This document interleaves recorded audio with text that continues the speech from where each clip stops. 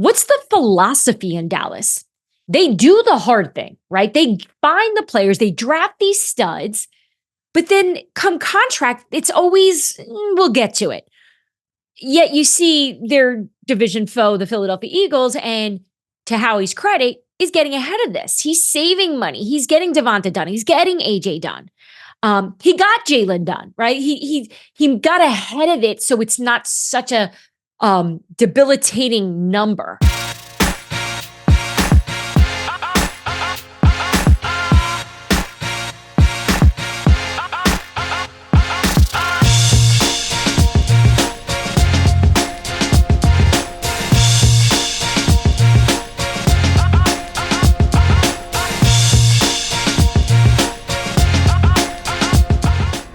What's going on? It's Keyshawn, and welcome to my show, All Facts, No Breaks. And joining us today is senior NFL insider for the Athletic, Dianna Russini.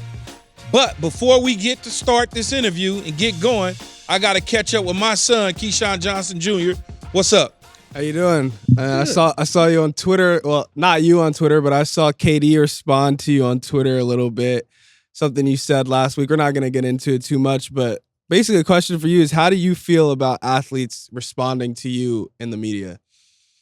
I don't typically get athletes responding to me about anything that I said. I mean, I've been in this thing 18 years, and I probably had maybe 4 guys in 18 years respond in the media back to whatever it is that they thought I said or heard. They heard or somebody gave to them, or they, what happens in these situations, and you'll learn because you just now getting into this space. I put you in this space with a little nepotism, but that's part of the life we live. It's what it is. We're going to keep rocking like that. Absolutely. And so in the end, they think they heard something that they didn't hear, or somebody told them something that they didn't get the full facts and information about. They hear clips, small little bits and pieces, and you're like, man, I didn't even say that. And that's what's wrong with social media right now is the clips. Like the fact that you could just clip 30 seconds of something, someone sees it, and then they get a whole different narrative. Yeah, they get 30 seconds of a clip, but also people read headlines. Mm-hmm. It's the new headline. Keyshawn gets ripped to shreds by Kevin Durant. Like, what are you talking about? How's that ripped to shreds? Because he mentioned some guys in an email, in a social media tweet, yeah, that they should have been replacing me with them, and they should have been drafted number 1 overall instead of me, and they would have been better off. Like, if I sit there and I play to that, that's crazy because they weren't number 1 selected, number 1 overall, and they wouldn't want to be in the situation I was in on a 1-15 team. Right. They just wouldn't have. So when you go to the worst team, it takes a minute for that particular team to get going. 2 years later, we in the AFC Championship game. Guess who was on that team? Me. Guess who most people think led that team to the AFC Championship game? Me. So it's like, I don't really buy into it. Guys are sensitive. They get their feelings hurt sometimes because they don't get the full context of a conversation. They don't really, and that's okay. I mean, like I said, it's fine. I mean, you can look at it many different ways if you Kevin Durant. You can look at it many different ways if you Paul Pierce or Michael Jordan or myself or whatever the case is. At the end of the day, I don't care what they say. Right? At the end of the day, it's like, whatever, man. I said what I said. He said what he said. Right. I keep it moving. It ain't no, because what I'm not going to do is get into a social media back and forward. It's not that deep. It's really not that deep. And I'm not even built like that. So, I come from a whole nother area of the world where my mentality is way different. All right. Well, enough of that. All right. So a little earlier, we got a chance to talk to Dianna Russini. Let's take a listen to that. So, Dianna, recently you interviewed Saquon Barkley in an exclusive interview with him. And we actually have the clip of that interview. Let's take a look. Well, we got you. If you want to come play at 9, you come play at 9, which I think that truly would have got it done. I think that's just where they valued me at, or Joe valued me at. That's what he had a price point where he was willing to pay, and he wasn't going to go over to it. And kudos to him for sticking to his gut. But yeah, that's how I feel, and I kind of felt like it was like, kind of a little disrespectful, to be honest, because it's kind of like a slap in the face. But you go see what you are worth, and then if you're worth that, we'll see if you're worth it, and maybe we'll match it. So Dianna, what are you covering the Giants for many, many years? What do you think of the situation? Did the Giants ultimately, at the end of the day, make a mistake? I think they did the right thing for the team they are now. And Saquon and I, even in that interview, had that conversation about for the way they have put that roster together and the needs that they have, they're far away from getting to a Super Bowl. It's still going to be a lot more time, which is why going to the Philadelphia Eagles for Saquon, in his mind, they're just a piece, maybe one more away from being the best team in football. And the teams that he was talking to during that free agency period, the tampering window, when his representation was able to have conversations with those general managers, they were teams that are close, and he was going to be that prized running back on the team. So, look, I think for New York, it was tough because it was obviously really emotional. I mean, Saquon may sit there and say, I understand it's a business. Joe had to do what he had to do. But I noticed he always said Joe. He never said the Giants. He never said New York. He knew how ownership felt about him. And I live in the New York, New Jersey area. Every store that sells jerseys, a New York Giants jersey at least, it has Barkley on the back, right? This has been since he was drafted. So he's been the face of the Giants. And I think just for the Giants to say, you know what, this may hurt now and we may have to bite it, but this could work out for us later. And they obviously don't value, at least Joe Schoen does not value that running back position. And that was very apparent in Hard Knocks, and that's why I called Saquon up to ask him to do the interview, because we got to see the Joe Schoen, the Brian Daboll front office conversations of what was going on during that time. And I knew that there was more to this. And Saquon was able to paint a picture of what it was, which was not as dramatic as it seemed on the show. He's like, it was one call. It was, go see what your market value is and let us know. And he said, as you just heard him in the clip, that was the moment I knew it was over. Not when I signed with the Eagles. He's like, we didn't even call them back after that. It was just, it's over. If you want me to go see what's out there, you don't truly love me. And now months later, he seems like he's really been able to move on from it, and obviously feels invigorated and energized joining the Philadelphia Eagles. Not a bad spot to land. So when you look at it, you also had Kirk Cousins on your podcast. What did you learn from Kirk about the drafting of Michael Penix Jr. in the way he felt after them giving him $100 million of guaranteed money, but yet and still selecting a quarterback in the first round? Yeah, Scoop City is often running with these guests. I don't know if I have much left in me, though. We're trying to get all the big names right now. And as you know, because you have your own show, it is hard to get people to want to take time out of their day to talk about their lives and even be a little bit more open, because this space allows people to talk a little bit more. And I thought of Kirk only because I reported the night of the draft. Immediately after the Atlanta Falcons chose Michael Penix Jr., the first person I called was Kirk Cousins' agent. Like, how is Kirk feeling? What do you feel about this? And they were livid. And he did a really good job, I think, in terms of handling it through the media afterwards.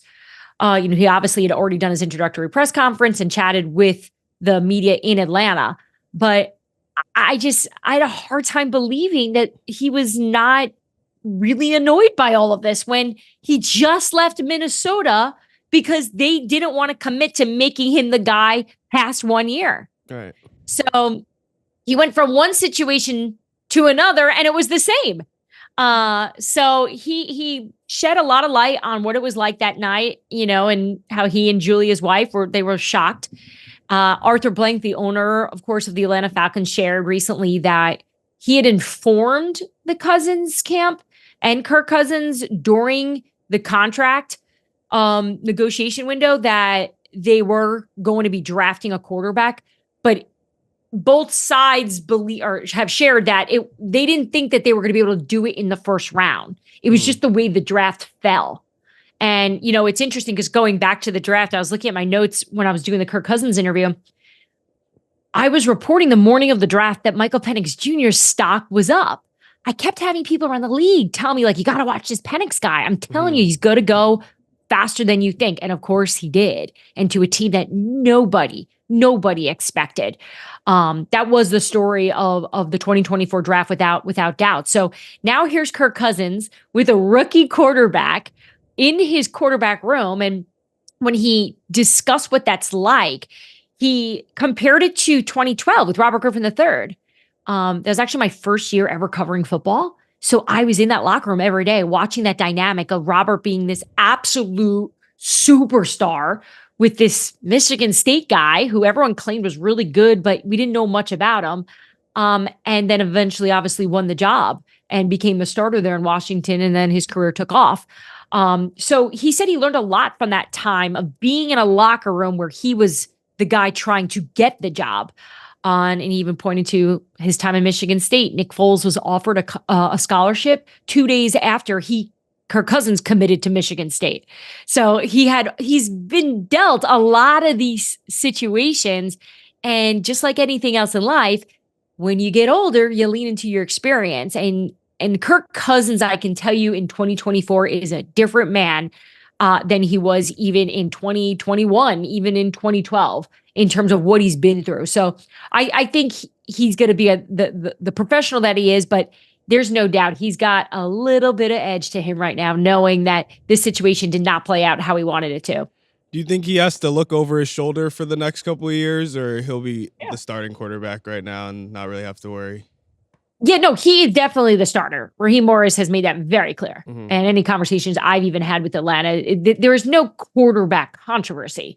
But we all know 7 games in, throws a couple picks, they're losing. You got the first rounder right there. Fast. Yeah. Things change fast, right? So, look, Kirk has a lot of confidence right now in what he can do. And again, leaning into the type of experience. And remember, too, the familiarity he has with that offense. Zach Robinson is his play caller now. Zach is from that same tree of Mike Shanahan, Kyle Shanahan, Sean McVay, Jay Gruden. Mm-hmm. They're all the same people, and their offenses are the same. So he's not having to learn something completely different. Obviously, Kevin O'Connell in Minnesota. So he certainly has the edge over a Michael Penix Jr., who just doesn't have the experience in the NFL playing under coaches of that caliber. Well, last week you weighed in on Dak Prescott's contract negotiations, and you said you believe he'll be the first quarterback to make $60 million a season.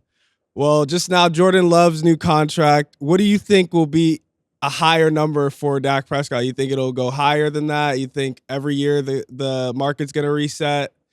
How do you feel about that? Yeah, I do. I think you look at the landscape of the NFL, we see the salary cap number. It ain't going down, right? It's going to continue to rise. And the market is what the market is. The great Bill Parcells has said that how many times over the years, and when he weighs in on these situations, there's nothing you can do about the price of the quarterbacks because of the value of that position. How many times have we seen teams that are built to win, but the quarterback goes down and your dreams are over? You win, you live and you die by that position. So you're going to pay the price for it. But to answer your question directly on Dak Prescott, I do believe when this gets sorted out, whether it's with the Dallas Cowboys or if for some reason it doesn't work out and he hits free agency, he'll be the one that makes $60 million. I think he'll be the one to get into that category, at least be the first quarterback. And then eventually after that, then depending on the type of season Brock Purdy has, right? Because he'll be next up, the market will have changed by then. Dak's deal will continue to push those numbers up. And then can you imagine what CJ Stroud is going to make when we're talking even more down the line? Right. So look, it's the position you want your kids to play. I can tell you that much. Well, so what were quarterbacks making like back 15 years ago when you were playing, 20 years ago? I would say the top quarterbacks when I was playing probably was right around 10 million. Wow. Yeah. Yeah, but it changed for everybody. Even the receivers was, I was one of the top paid receivers or top 5, basically from the time I came into the league to I left the league. We all were around, the top dudes was around 7-8 million a year, 9 million average, right? Well, that's like a 4th receiver now. Yeah, it's like basically league minimum. Key, when you're looking at the Jamar Chase situation in Cincy now, right? Like, he's holding in here. He's trying to get a deal done because he's looking around. He's seeing Justin get the money he's getting. Obviously, the receiver market has completely exploded this summer. Do you think Jamar Chase should make just as much as Justin or more? So the way that I look at things when it comes to guys being paid, right? Or I evaluate players in general. And I look at it totally different. Do I like Jamar? Do I like Justin? Do I like Amon-Ra? Yeah, I like them all. But what is it that they ultimately do for my team success? Or is it statistic based? Because I can scheme almost up any receiver in the National Football League, and I can get them numbers.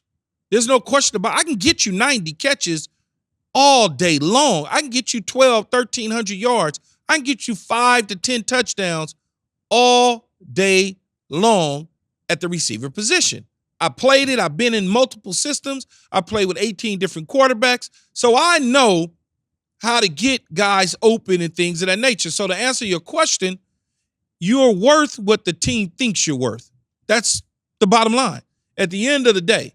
Because would I rather have Jamar Chase or Amon-Ra St. Brown? I'd rather have Jamar Chase.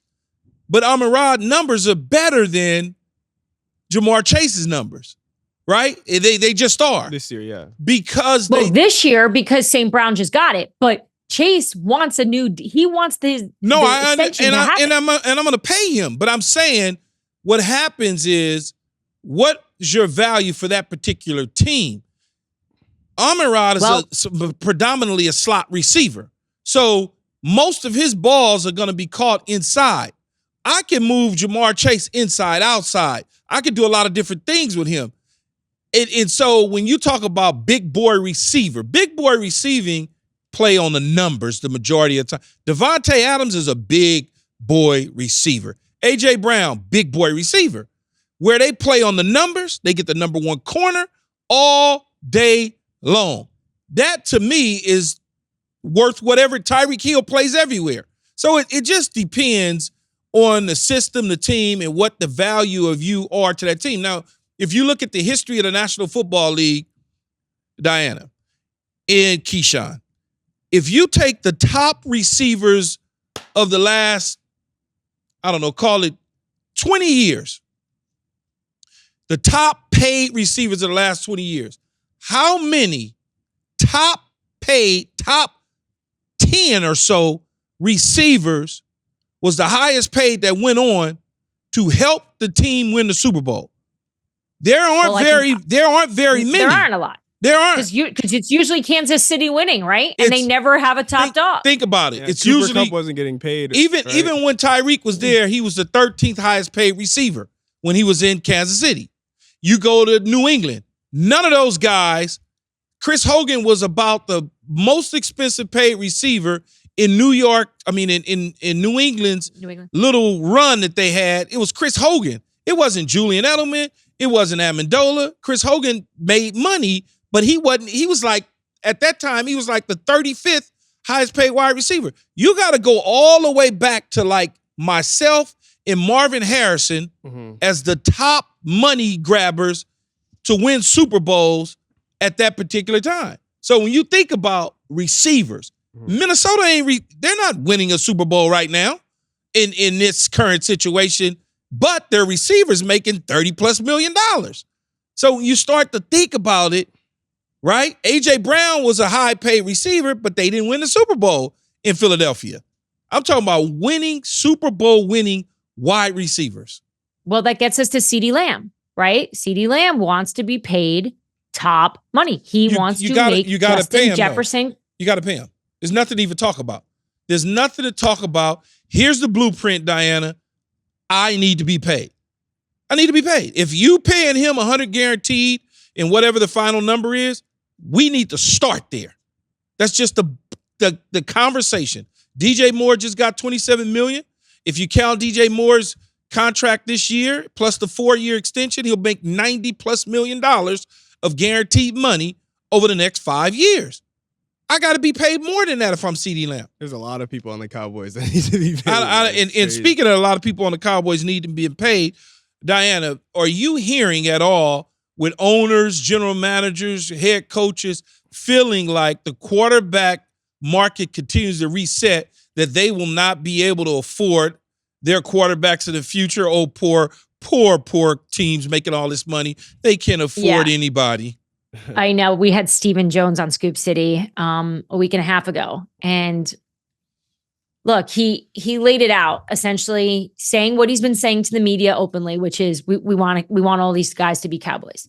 But we have to do a bit of a Houdini act here, which, the word Houdini I thought was interesting, right? Because Houdini avoided, right?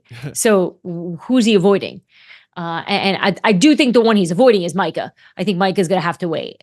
I think that's going to be another can they kick down the road.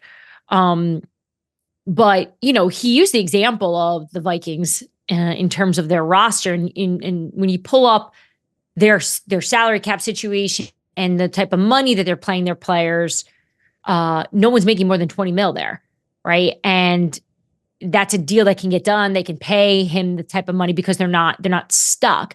And look, that's a little bit of Steven's excuse of, hey, this is why we can't do it. And he's negotiating through us, right? In a way, right? He's trying to let their camp know, like, oh, we don't want to spend that money. But then on the other side, he has expressed publicly and even on our show that he wants to get this deal done. It was about a year ago, a little less than that. I saw him at a league meeting, and it was outside the hotel, and I just was like, hey, go for a walk with me. I need answers. I don't want to just guess on what you're doing with Dak. Is Dak the guy or not? Like, is he the guy? On the record, tell me right now, and I'm going to quote you. He said, he is the guy. Dak Prescott is our Dallas Cowboy quarterback for the future. Mm-hmm. He is going to be our guy. So I revisited that conversation with him and said, do you still feel the same way? Right? Because obviously Dak is asking for money in the 60s. That's pretty apparent. And apparent just through listening to Jerry talking about the kind of money Dak is looking for, that it almost seems unrealistic or just too much money. But at some point here, they're going to probably have to give in here and just do it and get the deal done. But Key, the thing that I was pushing him on, and I didn't really get a great answer, that I know people in the league have asked me, and even I've had this conversation with other smart general managers and even people in scout departments and front offices, of just, what's the philosophy in Dallas? They do the hard thing, right? They find the players, they draft these studs, but then come contract, it's always, we'll get to it. Yet you see their division foe, the Philadelphia Eagles, and to Howie's credit, is getting ahead of this. He's saving money. He's getting Devonta done. He's getting AJ done. He got Jalen done, right? He got ahead of it, so it's not such a debilitating number. So I'm not really sure what the business model he's following, but he obviously feels okay with it. Yeah, they look, traditionally, historically, Keyshawn, Dianna, they pay their players. The Cowboys aren't cheap. I don't know why people think that they're like cheap and they don't want to pay. They draft, like you said. They get these guys to play at high levels. They go to Pro Bowls. They're all pros. They pay their players. Nobody necessarily walks out of the door on the Dallas. They pay them all. It just the way that they go about doing it. And Jerry doesn't mind paying a little bit more by waiting. It takes two to tango. They've had offers out to CeeDee Lamb. But at the end of the day, CeeDee Lamb is like, yo, I need to make this amount of money, because you hear what everybody else is making or potentially could be making in the marketplace. And so at that point, you're like, well, wait a minute, hold on. If y'all thinking Justin Jefferson is going to get this, or y'all thinking Brandon Ayuk or Devontae Adams or any of these top receivers are going to get this number, I personally feel I'm better than them for this team. So I need to wait to see what they're going to do. and I need to see what the actual contract looks like. What's the present value? Am I being paid in 12 months on my signing bonus? Or are you trying to stretch me out over the course of the contract? All of those sort of things. So it takes two to tangle. I'm never going to be one to say that the Dallas Cowboys don't like to pay, because they do wind up paying. So Dianna, go ahead. I was just going to ask Key real quickly. So do you think they're able to get CeeDee and Dak done by the start of the season? Like, Yeah, do you think absolutely, 100%. I feel the same way. I feel the same way. CeeDee Lamb will be done. Proposals are in the offices of both of their representatives. Now they just waiting on them to go back and forth, play the game, move some things around. That's all they waiting on. CeeDee, the Dallas Cowboys will start off 2-4 without CeeDee Lamb in the lineup. They might be 1-5 before the bye, going to San Francisco without CeeDee Lamb in the lineup. Can you remember when we would do radio together when we were working at ESPN? We always said that we made the worst co-hosts. Like, we were bad radio together because we almost every time saw it the same way. Most people want to hear the conflict, and you and I would just look at your co-host like, shut up. You have no idea what you're talking about. You and I always in agreement. Well, that happens sometimes. Smart people, we're smart people. Dianna, we've seen some clips of Aaron Rodgers and Garrett Wilson at training camp. I guess you'll call it some heated exchanges. Dad, what do you think about this? You think it's just blowing smoke, or it's just another day with a quarterback and a receiver? Well, first of all, it's a lack of understanding what they're dealing with in these situations. And I think I've been in these situations throughout my career. The first thing people see is you're animated, you're waving your hands around, it's just like me looking at you at home and my eyebrows dropping and me not smiling. The first thing you would think and your brothers and sisters would think is, I'm mad. Why? That's why you laugh. You're like, oh, he's mad. Why are you so mad? I'm not mad. We're getting ready to have a conversation, and we're going to discuss whatever it is that you did that was wrong that allowed me to feel this way. And that's all that is getting on the same page. It's an understanding. And then what happens is you get Sean Jefferson, a receiver coach that is a big-time receiver coach and played in the league, goes over to Garrett Wilson, puts his arms around him, and so everybody goes, oh, he's restraining him. It's a problem. It's like this happens all the fucking time. Right. It's nothing new. It's just not. Aaron Rodgers needs him to run the right route. He needs to run the right route at the right depth, Dianna. Not only is that the case, he needs Aaron Rodgers to deliver the football in the right spot, and that's what it is. Coaches are going to protect the quarterback, first and foremost. They're going to act like it's the quarterback's, his game, it's your fault as a receiver. No, we're not doing that. No, we're not going. And that's what Garrett Wilson is saying. You're not getting ready to blame me for something that he did wrong. Mm-hmm. And that's it's why. Also the last week of July, first week of August here. Yes. The last week of July. We think that this is December. This is where veteran quarterbacks like Aaron Rodgers, Matthew Stafford, I've seen tons of them do this, where they're just trying to work kinks out, work things out, take chances on things. You've seen quarterbacks do this. So while I don't necessarily think that this was a situation on offense that they were just trying to be creative and test it out, I think this is all normal. And look, there have been some days out of practice where the offense has been struggling, a couple of botched snaps from center. Overall, they look good.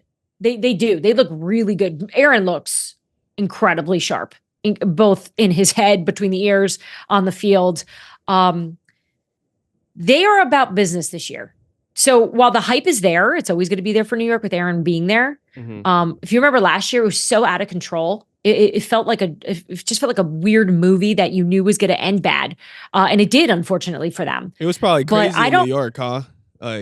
Yeah. Oh, yeah. Whereas now there's excitement, but I think it's measured. It's a little bit more measured this time around. I think the hearts were so broken from obviously that Monday Night Football game against the Bills when he hurt his Achilles. Mm-hmm. I think there's just a little bit of a little PTSD from it. We've been through it, and look, there's still a lot to work out. But just from the conversations that I'm having with people in that building, I just like what I'm hearing, and it's just focus. They better win. They open up against San Francisco, Dianna, and they better win. Yep. That is do you think San Francisco's got the best roster? No. Roster? Yes. No. What? No, Philadelphia. That's what I said. like See? flip Again, 50-50. can't work with you. Can't work with you. Philadelphia. I said the same thing. On Scoop City, my co-host is Chase Daniel, the veteran backup quarterback for 14 years. He's played on 7 different teams. And we fight over everything. We disagree on everything. And so, yeah, no, he thinks San Francisco. And I immediately said, no, the Philadelphia Eagles. Yeah, Philadelphia. So, yeah.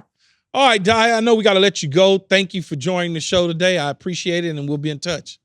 Of course. Thanks, Keith. Thanks for having me on. Make sure you guys tune into Scoop City. I appreciate it. Okay. Will do. Thank you.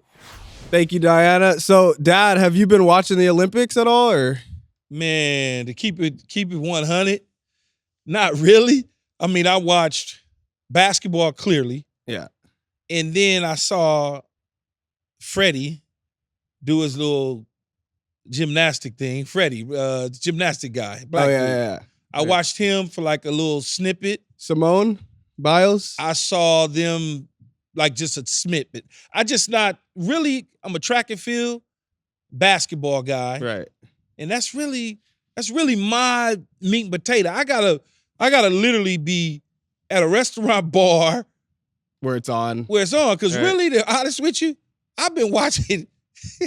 My brain needs to be examined because I've been sitting around watching all the political stuff.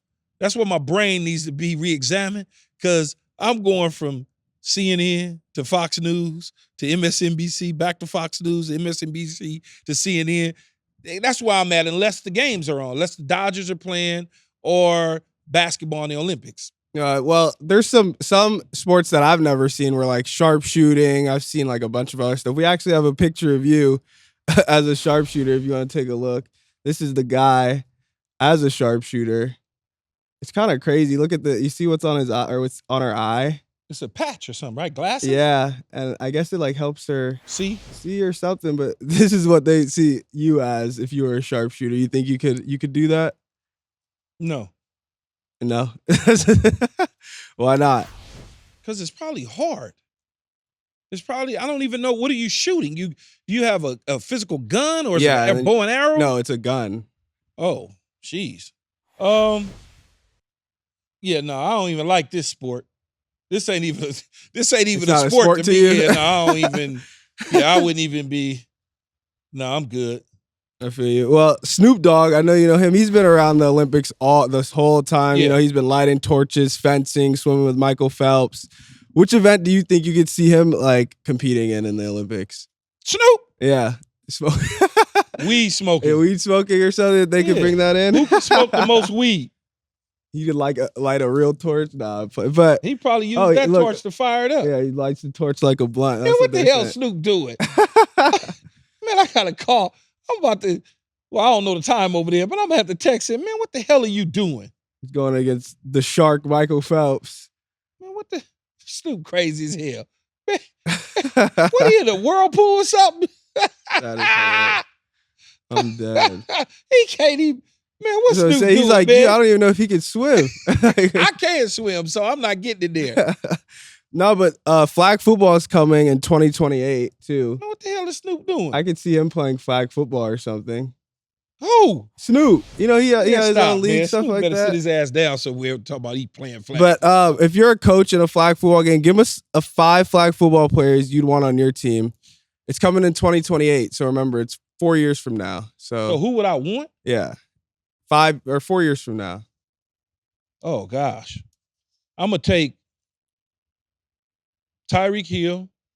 See, I don't know what the rules are, but I'm gonna go get. It's like flag football. I know. So it's 7-on-7. Yeah, 7-on-7, 2 touch. So I'm gonna probably get like a Tyreek Hill.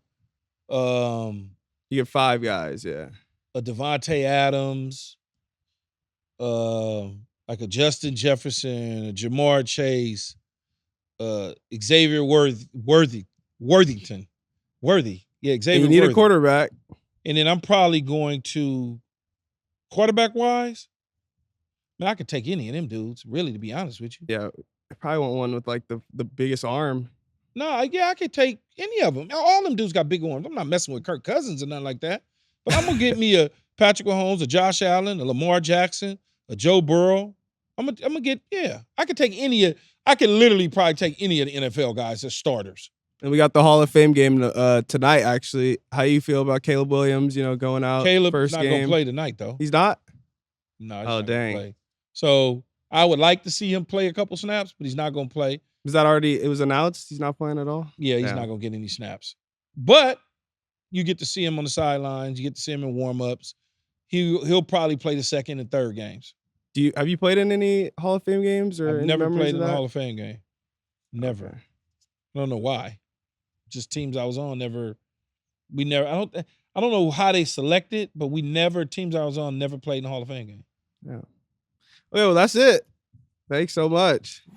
That's a wrap for today's show. Thanks again to Dianna Russini for joining the show. And don't forget to subscribe and follow All Facts Pod on social media and YouTube. Until then, it's Keyshawn. Peace.